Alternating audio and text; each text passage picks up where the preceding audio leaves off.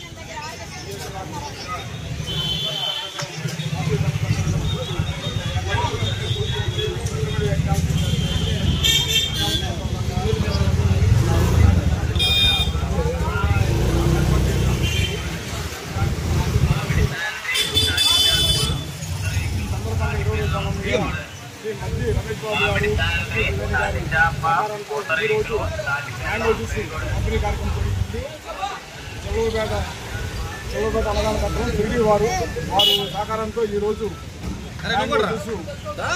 అందరి కార్యక్రమం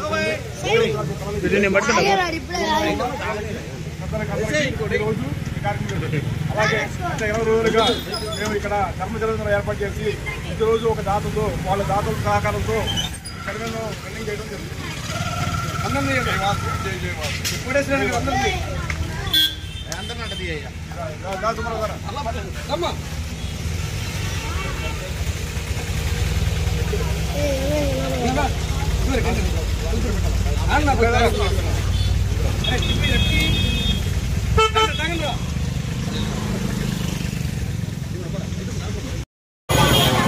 మమ్మల్ని